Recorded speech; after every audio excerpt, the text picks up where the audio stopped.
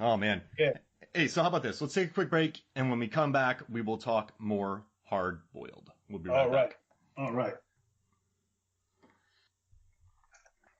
Welcome back to Movies, Films, and Flicks, and we're going to talk about the oneer in this movie, the all-time one shot of Tony and Chow Yun-fat, or Tequila and Alan going through the hospital 2 floors killing people. But before we do, man, you and I, we're going to do a 1992 action movie draft that you can vote on Movies, Films, and Flicks Facebook.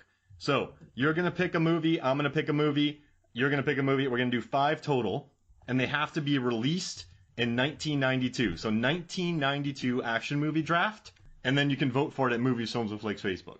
So I'll give you first pick, and you can pick this movie if you want it. Oh, I get first pick? Yep, I'll give it to you. Okay. Let's see. Oh, so many. There's a bunch of good movies in this year. Yeah, I'm looking at it right now. I'm looking at one myself. So if we have the same list, I got Patriot Games. Yep. Under Siege, El Mariachi, Universal Soldier, Lethal Weapon 3, Super Cop. Let's see. Rapid Fire, which was the last Brandon Lee. Yeah. No, this was Brandon Lee's before The Crow. Mm-hmm. Before The Crow. Before The Crow, we got Trespass. What else do we have? Wait, Trespass was 92? Trespass. Let's see. I believe so. Oh, that's good. It was. Yep, it was. Yep. Trespass. Yep. Nice. Walter Hill. Okay, so let's see. We actually have Once Upon a Time in China. Yeah, 2. That's a good one, too. 2. Yeah. What else do we got? What else do we have? I here? love Trespass. Yeah, Universal Trespass Soldier. Good. Mm-hmm. Free Jack is another one. Mm-hmm. So what do you think? What are you going to take number 1? I mean, what? Well, Hard Boiled was 92. Yeah. So, I mean, there's no comparison. But if I had to pick a runner-up, or right behind it, maybe El Mariachi. So I'm gonna take The Last of the Mohicans for my first pick. So you picked Hard Boiled. I'm taking Last of the Mohicans. So now you're up second. Are you gonna do El Mariachi? Yeah, I'll say El Mariachi. All right. So you got El Mariachi. Now I have to pick. Oh man. Ooh, Super Cop. Gotta do it. With Michelle Yeoh. Like that's an unbelievable movie. Okay. So, you know what? I'll have to go with Lethal Weapon 3. That's a good one right there. That's what I'll go with. I love the fight scene at the end of Lethal Weapon 4, by the way. Yes. What a great scene. All right, I'll do Universal Soldier. I got to support my guy, Dolph Lundgren here. All right, so what I'll go with, I'll get a little sentimental, and I'll go with Rapid Fire with Brandon Lee. Ooh. Yeah, I'll go with that. The Crow. I love that movie. Yeah, Crow is great. All right, so you know what? I gotta do it, man. I guess I'll take Under Siege. Okay. So I'll take Trespass. Oh no! I should have done that. I love Trespass. Left that one alone, buddy. I love Trespass. I got my friend and I are doing that for an upcoming episode. Oh, okay. Okay, yeah, there's a lot of action in that. I actually think so. We did mention, what did we just mention? The other film that we just mentioned, Heat, right? Mm-hmm. So if we can one day get on Heat, but I mentioned Walter Hill, and Walter Hill did Trespass and maybe the Long Riders. So the Long Riders, I think we should maybe tackle Long Riders. I think that's one of the great Westerns made. Underrated. People don't talk about it too much. If you remember the Long Riders. I don't even know what that movie is. Wow. Okay, so Long Riders, Walter Hill directed it. All the cast members were brothers, real brothers in real life. So we had the Carradine brothers, the Keach brothers, and there was another group of brothers, the Quaid brothers. Really? So all 3 of these were a part of Jesse James. Wow. Yeah, they were part of Jesse James' gang in the Long Riders. Great Western. You ever get a chance and we can talk about that one. That's a good one. We just did The Warriors for the show. Oh, okay. So, okay. All right. So I think for my final pick, I'm just going to take Patriot Games because I was obsessed with that movie as a kid. So you have Hard Boiled, El Mariachi, Lethal Weapon 3, Rapid Fire, and Trespass. I have Last of the Mohicans, Super Cop, Universal Soldier, Under Siege, and Patriot Games. I like your list better. Yeah. I like your list. I like your list. You grabbed a few. You can go to Movies, Films, and Flicks Facebook, and you can vote there the day after this episode is released. And also, and if you miss it, just head there. We run a bunch of fun polls. Really positive atmosphere. I really police to make sure that it's just not the internet. People just talk about movies they love. Keep it positive, have fun. Now let's get to this oneer in the hospital at the end. I mean, there's a lot that we've glossed over in this movie. I mean, you know what? We haven't talked about the cheeky people in the office who always want to listen to the conversations behind closed doors between the captain and Tequila. You know, then you have his girlfriend who broke up with him and is getting stuff from other guys and he's annoyed about it. And then you have the babies. But let's talk about this oneer because that's what. Okay, I'll let you break it down, but I just got to tell you something. It really annoys me nowadays when movies come out and there are oneers, one-shot takes that just either just showcase a moment for no reason or they're made that don't further the story. It's like, hey, we have a one-take fight scene. Why? Why? Other than just saying we did it. This one shows the two of them working as a cohesive unit. This one shows them becoming a team. There's a point to this one. So I kind of want to see your thoughts about this. Break it down for me. All right. So here are my thoughts. Hold on. Okay. So here are my thoughts on the oneer for this piece. Structurally, if anybody has seen Hard Boiled, there's action, as we stated. The opening scene for the film is something that you usually see at the end of a film. That's how great this opening sequence was, right? So Wu had set the expectations high, so he knew when he got to the hospital scene that he had to bring it. You know, he had to show the audience something that they hadn't seen in about an hour and 40 minutes, and it had to be better, right? Yep. So the last 30 minutes of this film is the action sequence of the hospital. The last 30 minutes, all right? Not last 10, not last 15.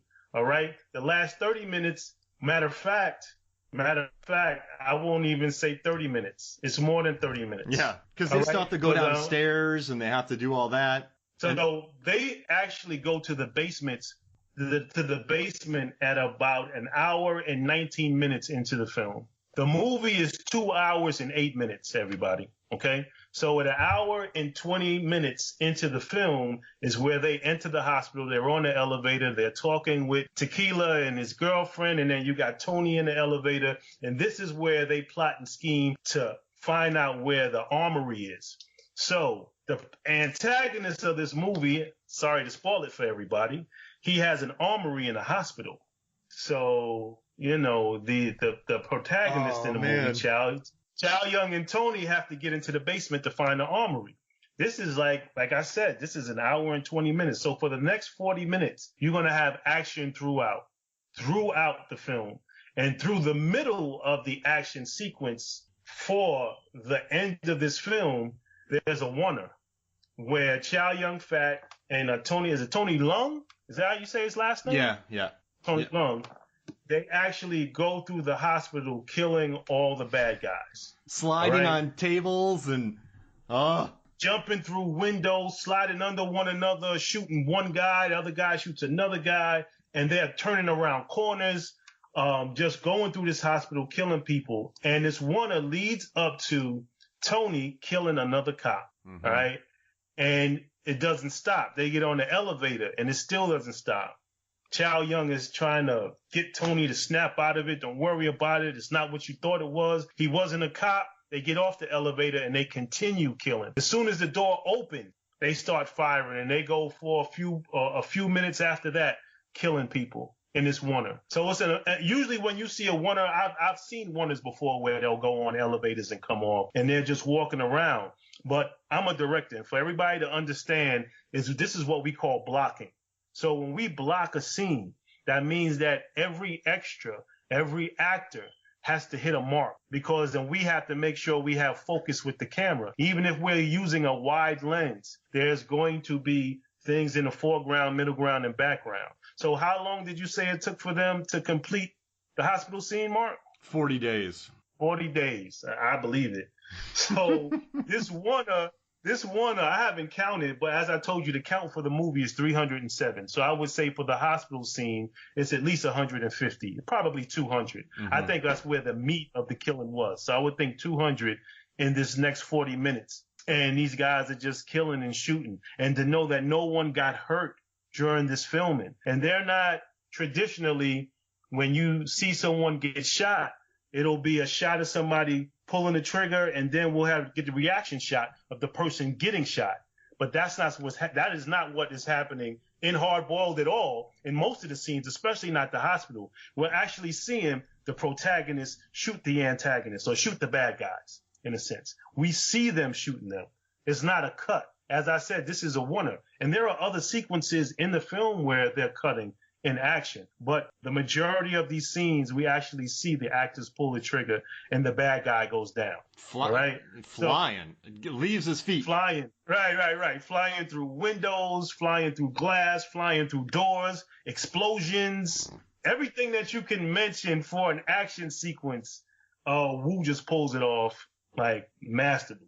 You know, just amazing. You know, it's just an amazing film. I love it. Yeah. I love it. I mean, it's such an iconic action scene. And like we said, there's a point to it and there's a story in it. It's not just, hey, look what we did. Shows their teamwork. Right. It shows him calming them down.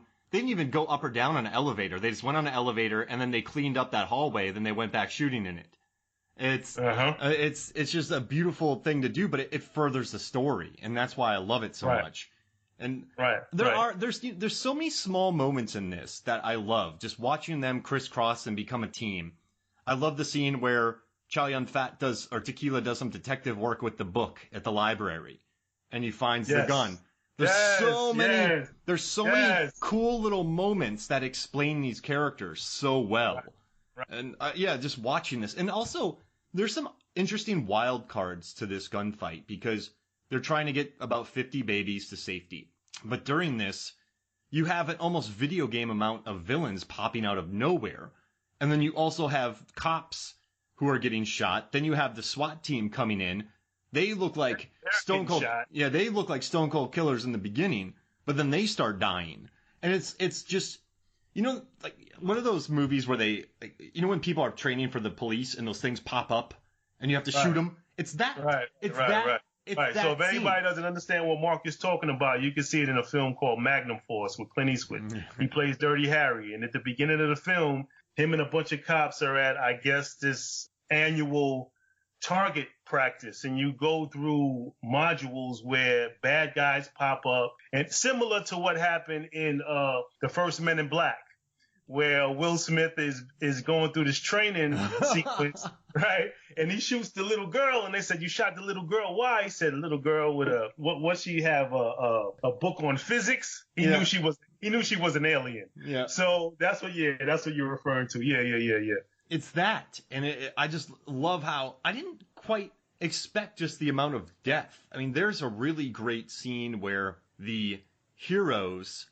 Okay, so the antagonists have about 40 nurses and doctors, and they made kind of a rectangle or square, and they're in the inside of it. Right. And then you have the two main characters coming up to fight them, and it's just this tense standoff where sometimes there's a square of nurses and people are pointing guns at each other. It's a really interesting. It adds so much tension because you have these innocent bodies in there. But then the cops knock people down. They jump in. You have this crazy gunfight going on. People are getting shot. He finds ways to get the tension going. So in the first one, in the tea house, you have this almost unstoppable Terminator guy who's been shot, and he just unloads countless bullets of his Uzi, and his partner dies. And that leads to the classic scene where he dives down where he slides down the staircase, which they built some things to specially film that. So, but you ratchet that up. And then in the boat scene, he gets shot first. So Tony gets shot.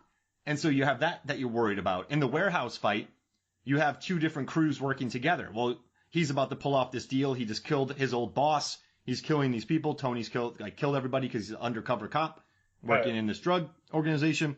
But then you get Tequila coming in like a maniac. Right. So then you have that different storyline. And at the end, you have the innocent villains, the babies. There's just so much. There's so much. But you care. And it doesn't assault your senses because there's a different narrative in each. Well, if you sit here and think about it, in every sequence, especially the shootout, the stakes are raised. So you go from the tea house, you got all these innocent bystanders in the tea house. They're getting killed in this shootout, right? Then you got the warehouse scene, as you mentioned, and